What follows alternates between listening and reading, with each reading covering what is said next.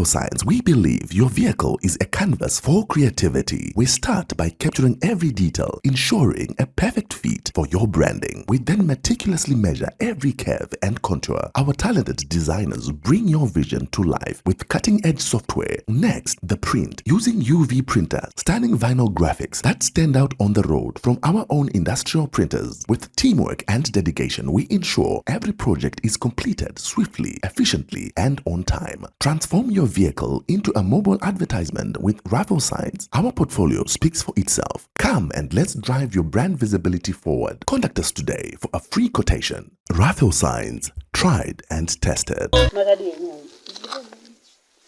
Makadi muri yeZimbabwe zita ndishumbakadzi nasi tiri kuno kulesen by kwazvimba uko kune chiitiko chinoswisa chiri pano. Handina akawanda ekutaura, handina akawanda ekureva. Nini misodzi yadona pandasvika pano. Regedzai mama vachitsanangurire mai mabiri zvavari kusangana nazvo, zvavakasangana nazvo. Vari kuti havasi kukwanisa kuzvigamuchira muri yeZimbabwe. Ngatisanganei namama. Makadi yenyu mama? Tiripo edu. Ndinotina matambudziko. Chakanyatsoitika mama. Ine handina kumboziva kuti zvii zvakaitika. Ndaisawe pano. Ndinoti iye ndaitokusha kunoiga baba mai wangu. Ndakasimuka panapa iri Friday. Chienda kunoiga baba mai wangu wakafira kubhengeti. Ndibva ndaenda Friday, Saturday patawawiga. Ndodzoka kuno Saturday. Ndakwanisa kusvika kuno kumba gospel kwadoka. Ndichitya motikari dzinoloka pakuwadzana neiwari pake. Mumwe akanditi sisi hazvigoneke kuti muende nhasi kwadoka. Mota dzine dzakawanda unosvika usiku. Unozoenda mangwana. Ndikati zvitsvene. Zvitsvene. Ndopa ndakazorara mutauni neSaturday iyoyo. Ndakamuka ndofunga mapast 9. Ndatopedza kugadzira ndakutoka aine 16 years. Ari form 3 aitoita masciences ake paSabina. paSabina Memorial Higher. Ndo paaita form 3 yake. Ndakamutora 2003 ari form 1. Then 2004 form 2. Ndobva ascreenwa kuchikoro kuiswa masciences. Alright, zvese zvitsvene. Hatishati nditi no, musatambudzike kuti takupai tough time. Munofanira kumuitira zvese zvinenge zvichidiwa zvikwanisiro zvekuchikoro. Taaite masciences ake zvakanaka. Ini kuchizoya kwandakaita kunoku ndaakumbo. Pandakabuda, munin'ina akati ndikuperekedzei, ndikati kwete, iwe chienda kuchechi ndakufamba ndikasike kupinda mota ndiende. Foni yangu yanga isina kana mota. Ndakafamba ndofunga distance ye about 300 meters kubva pagedhi mumba make. Akanditevera achimhanya. Akati sisi dzokai, haana kumbodedza nomurume akangodai nerhuku. Uyai pandadzoka. Zvanzi sisi, saka ndakaisa mabhegi angu kugedhi. Zvanzi no, musasiye kugedhi, uyai kuno kumba nemabhegi anogona kutorwa kugedhi. Pandapinda mumba nawo. Zvanzi sisi, kumba kwaitika chiitiko chisingaiti, chinosuwisa. Kati ko, zvanzi Gabriel abata more blessing repugisi. Kati zvanzi saka patime yandakati ndiise foni yangu on kuti ndiedze kufonera amai pa next door pangu shamwari yangu anonzi amai Ndavana. Ndibva taona nhamba dzavo. Neshamwari yemurume wangu vanonamata naye kumadzibaba vanonzi madzibaba Edinech waChisuru. Ndobva wanditi nyaya iripo. Kunokwirai bhazi izvezvi hakuna kumira zvakanaka. Izvezvi kwirai bhazi. Ndikati alright, nditori murodhi. Ndopa wakazoti kwete amai mwana achekwa. Saka nyaya iripo ndeyekuti imi chiregedzai kuuya kuno. Abhukirwa helicopter iri kuuya kunomutakura. Sanganai naye kuParire Nyato. Ndopa tava tatorongedza mabhegi aine munin'ina wabva atokumurawo magemenzi ake. Akati rega ndichigeze ndichinje tiende kosangana nehelicopter. Ndopa wakati tinokufonerai kana helicopter yasimuka kuno. Ndikati alright. Tagara. Takafunga kuti foni zvairi kuuya yakutofona kuti mhanya yekuenda kuhelicopter. Patisati tasimuka ndakati munin'ina, fonera baba munini vari kuchikuru Binesi. Waudze kuti mwana wanzadzi yangu uye akuwara achekwa nebanga naGabriel. Nyaya iripo ndeyekuti ngatisanganewo parero. Baba munini wakapindura kuti ndiri pabasa, hakuna vanhu varipo pabasa anondichinja. Saka kana maenda munondiudza kuti zviri kudiwa zvii. Patakazofonerwa foni naamainda vanhu vangoti very sorry, blessing hakusisira. Handina kana kumboda kuzvigashira kana kudii. Ningina ndiyadaira foni vanhangodonha ipapo flat. Ningina akati manje mukoma hazviite zvamakira. Ndakachema ndikati ndakodzosera bhutsu mushopu. Ndodza ndakatanga kuti bheta ndodzosere bhutsu. Rozi hapana kachandisha dzitoya sanza hazviiti. Siyai bhutsu dzenyu dzirimo. Ndakachema ndofunga ndakatora almost 3 hours. Kubva kuma 11, 12, 1, 2 ndiri nchingozhamba chete. Iye akuchishandisa mafoni kuudza wana baba kumusha. Akati manje wabereki waMoreblessing nababa wangu naamai wangu. Chakanyatsoitika apa chamaitsananguriro kuti uyu akamucheka anga yakumuchekerera. Hatina kana chatakaziva kana even amai opa next door kuti vazive kuti akamucheka sei. Havana kuzviziva, havana kuzvigashira. Wakangofunga kuti munhu ari kungobhirira because hanzi akabva atora topu yake tumaskoti tokupfeka topamusoro pehembe yake bva muona mutsipa wake. Zvokuti amai ava vakamutakura vasina kuziva kuti achekwa mutsipa. Wakangoti turikukwanisa kumuriska mwana ari right. Havana kunyatsoziva kuti chii chakaitika. Ndopatangonzi asaitaura pavakamuona. Haana kana one word waingodaidza kuti Moreblessing ari Moreblessing hembe yake ikada kuti hanzi hembe ikada kuti ifuguke. Zvazvo kuudzwa izvi handisi kunyatsoziva zvakanaka. Aidzosera hembe yake kudai. Iye kuti ataura hapana chaikwanisa kutaura. Since because akaita kutochekwa mutsipa wese agopanjwa tsinga dzepapa dzese dzikadambuka, tsinga dzokuku dzikadambuka nebanga. Akatora banga rangu remuriwo padava ndora akamucheka naro. Aimwa doro here Gabriel. Gabriel akanga achimwa doro. Gabriel aiputa fodya sikange. Ndozvaanga akuita. Ana makore mangani Gabriel? 19. Ane 19 years. Autotitsa 20 years musi wa 23 Menyina nevamwe vandakazosangana navo vemukomboni medu. Tiinawo mubhazi tikafamba tikasvika panapa. Takangosvika pambo panapa pakazara. Mahendra yairi pano. Vari pamapakira ipapo. Ndopaive nemahendra. Ndichisvika kovhura dhoo ndakatanga kutambidzwa foni. Kuti ndirisivhe foni iyo ndiyakakasika kundibata. Handisina ndakamboedza kuzvishingisa but foni yakandibata. Ndichibata kudai ndichifunga kuti zviri mufoni umo zvanga zvakaoma zvechikoro zvese zviri. Ndakarwadziwa. Ndichifunga kuti pini handiizive ndodii ndoopena sei. Ndakachema musiwe. Ndiri kutarisa pane mapusha ndopa pane ropa. Ndopa akatorerwa naamai ava aedza kuzvipusha kubudisa mutsipa uye panze ichibuda ropa. Mukomana wandiri kugara naye pano mwana wandinaye mukomana Keith ndiye akamhanya kushedza amai akati mama mainda vana uyai kuno muone zviri kuitwa namama Moreblessing. Vari kungobuda ropa. Ndopa wakauyawo pano kuti wabate mwana wayo wakatadza wakungodedera. Wadedza amai opa next door amai Chiwanga. Amai Munashe ndo wakauyawo wabata. Ndobva waona mota yaidzika yaamuromba ndo yavakamisa. Vamuromba uyai kuno. Tiri kukumbirawo mota yenyu titakure mwana tiende naye muchipatara. Vachiungana naana achitsuu vakuedza kupisha but havana kumbodii zvese. Vakakasika kungodiscover kuti chiitiko ichi aita izvi ndiGabriel. Ndiye aita izvi. Kuchitsvagwa Gabriel candidate haana kuoneka. Haana kumbozikanwa kuti akaenda nekupi. Kubva musi wesvondo paakaita izvozvo kumapast 9, 10 iko kana zvanga zvisingakanganise ndo time yaakaita zvinhu makuseni kwete masikati. Zuva rakacheka nyika. Aitoverenga mwana uyu. Anga atori patime yemastadi yake yemakuseni aya. Bhegi rake riri pasaidi nefoni yake achirisecha zvefoni yake nemabhuku ake zviripo parukukwe ipapo. Chiitiko chacho haana kunyatsochimuzivisa kuti chakamira sei. Osvika pana vachinonzi nemapurisa aya. Nyaya iripo ndeyekuti taakutakura banga. mapendi akamusudzura neskin tight, wakatakura wakaisa mupepa bhati mumparangarire ropa chete nemabhlanketi mamwe angaiswa pasi. Hama mune ropa rakawanda.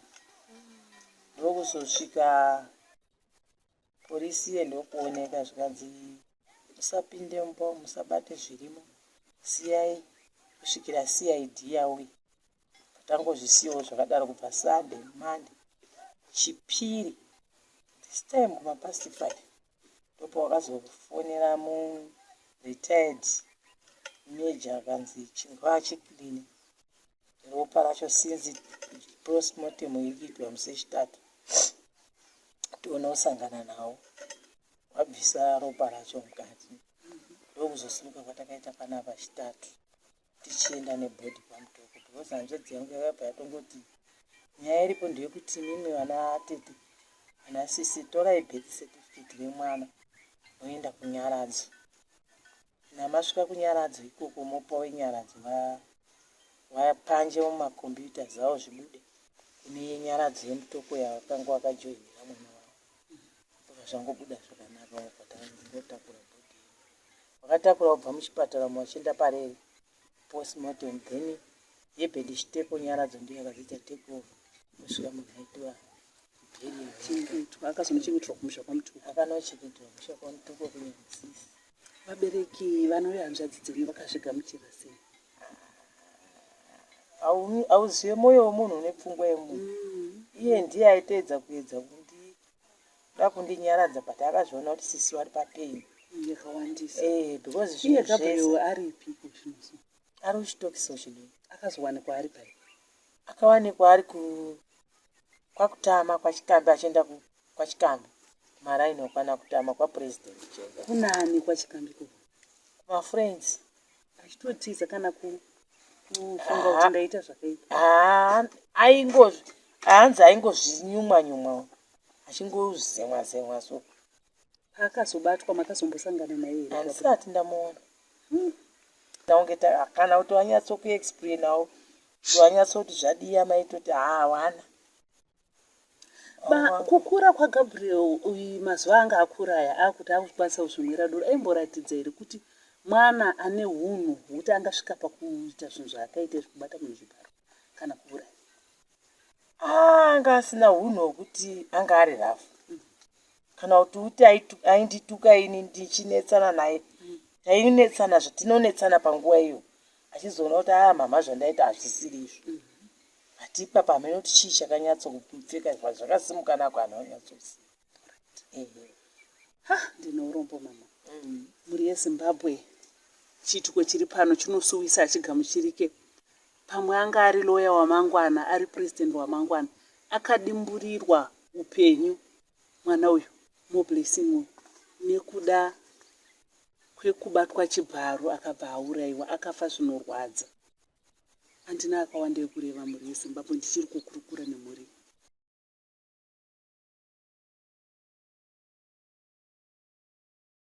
Komadzi baba. Handine urombo nechiitiko chakaitika pano. Chiitiko chinosuwisa chero chakaitika ndisipo ini ndadambuka moyo nacho chiitiko ichi. Madzi baba, chii chakaitika? Chakaitika waitori musesani. Ndakati nini ndakundika kubata china neFred Ribeiro ndonamata nevamwe musesani.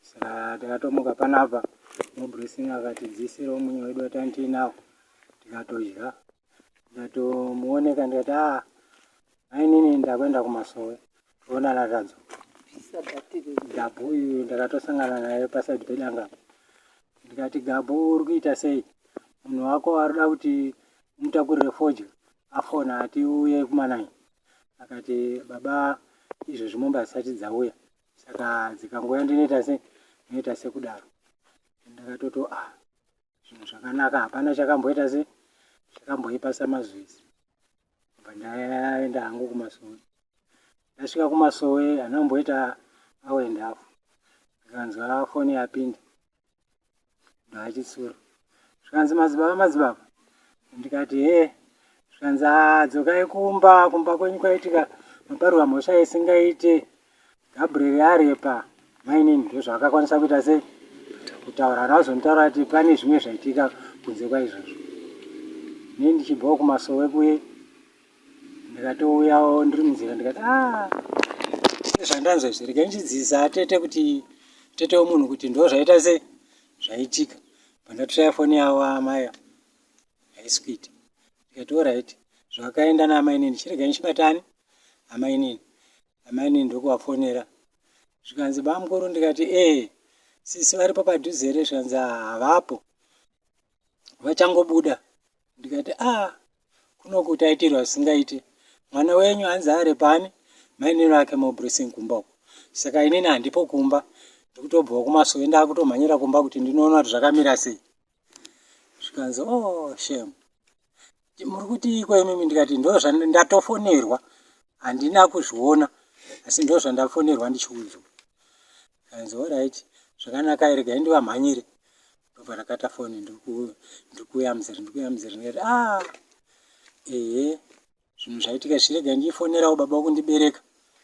Ndobva ndafonerawo baba wokundibereka. Zvikanzi wati mwanangu. Ndikati baba ndo zvandanzwa apa ndiri munzira ndikuenda kumba handisati ndasvika kumba ndo zvandafonerwa ndichiitwa. Zvikanzi zviitiko izvi zvambonyanya kuita sei. Ndikati baba ndo zvandatonzwa. Zvikanzi oraiti baba venyu vari kupi madzibaba? Varipo pamurombedzi vaoroko. Oraiti imimi munoera mutopo upi? Ndichisana gushungu. Ndimana azvimba. Aiwa ndinotenda. Tsanangura yenyu madzibaba. Wakati chirega ndichiudzwa amai ako nguva diki diki ndobva amai vafonawo futi. Zvikanzi matiko nhai baba. Ndikati ndozvaitwa nevarume venyu kunoku ndo zvandafonerwa ndichiitwa inini handisati ndaziva kuti zvakamira sei. Ndiri munzira kuti ndinoona kuti zvakamira sei. Zvanzi mwana ainge afunga zvakaoma hazvina kumira mushe pfungwa dzake dzanyanya kuita sei mwana iyeye ati kuti zvinhu zvimire sei manje. Kata foni ndiri munzira ndiri kuuya handisati ndasvika. Ndasvika pamwe ndikati regai ndifone ndinzwa kuti vamubata here mukomana. Ndobva ndafonera wachitsuro vanya kundifonera vaya. Ndikati ndiri kubvunzawo madzibaba kuti mamubata here mukomana. Zvikanzi mukomana haasi kutombobatika vanhu vari kuita sei vari kumutya. Ndikati anyanya kuita sei. Zvikanzi vanhu vari kutomuzeza. Asi vaiva vachitomuona apapo ini ndansipo ndo matsanangurwa andaita sei handaitwa. Ndikati alright. Zvikanzi mimi hamusati masvika kumba. Ndikati handisati ndichiri munzira. Zvikanzi alright. Ndakata foni ndakuuya ndisvikawo papurazi iri panext apa ndasangana nemwana wemunext door wangu wachivanga. Zvikanzi madzibaba moblessing abhukirwa ndege kuenda kupi parenyatwa. Saka imimi ndimi kutodiwa. Saka kwirai bhasikoro tiite sei titeremuke ndini kuti mukasike kusvika. Ndobva ndakwidzwa bhasikoro tateremuka naro tasvika panyamuka papo. Ndobva tasvika pane mukwidzi. Zvikanzi madzibaba ngatimbodzikai tozonokwirira panoita sei panoita kuti tikedzane zvakanaka. Tiri kunanaidza bhasikoro tiri kufamba. Satamboyosvika panyamuka apa paya foni yake mbva yaringa. Amai yake ndo akamufonera kuti mo blessing hakusisina. Kati shame. Batato pakarepo batatongoti saka chikuendera kuchipatara apachi anga ari pachipatara pakutama pafather hoy. Alright. Ndopangari. Kati saka inini chirega ndichienda kumba ndinoona kuti kumba kwacho kwakamira sei. Dzimwe dzenguva vanhu vasvikapo havasi kuona kuti zvakamira sei. Autoshaya munhu wekuona kuti vataure naye kuti ndezvipi. Rega ndinoonawo kumba ikoko. Ndobva ndakuuya munzira. Ndiri munzira kamari kangu kangasara kadiki vanoti chirega ndibate tsano kuti nditaure navo. Foni yavo yanga isingaiti. Ndobva ndafona pane ambuya vanovaiwa amai moblessing yakubereka. Ndobva yadairwa foni yemunhu akadaira nditsano manje vanozodaira vari amai. Ndikati tsano mane moblessing varipwa nagabhu asi pari zvino ndiri kunzwa kuti vashaya vari kuchipatara. Zvikanzi mati chii? Ndikati vashaya blessing mari mbapera chi mari. Ndikati alright, ndauya zvangu. Ndikati asi ndofunga message vaita se vainzwa. Ndokuuya pano ndisvikawo apo pandasangana namainini vangu vomukombo. Mheri yarira tochematesa tosvika panapa unotarisa mumba amai wei ropa amai chokwadi munhu anga amborarama neropa rabuda rese iri. Kutarisa pasaidi ndikuona pane mapenzi netaiti. Nguva iyo achisiro akabva asvikawo zvakare. Tatarisa futi kuseri kwedho patanoona banga riye rakashandiswa kucheka riri. Akatozara ropa yakomana kuti unge ndiri kurota here, kuti unge hana kunzwisisa kuti ndezvipi. Ndikati upenyu watozooma zvokudarika kuoma zvandanyifungidza kuti upenyu wakaoma apa zvanyanya kundiomera. Tarisa vanhu vachiuya vachibata maoko upenyu hauna kumira zvakanaka. vamatogamuchira kuti ndozvavako. Zviona vanhu vakaunganira ndizvozvo zvatoitika pasina zvokuita.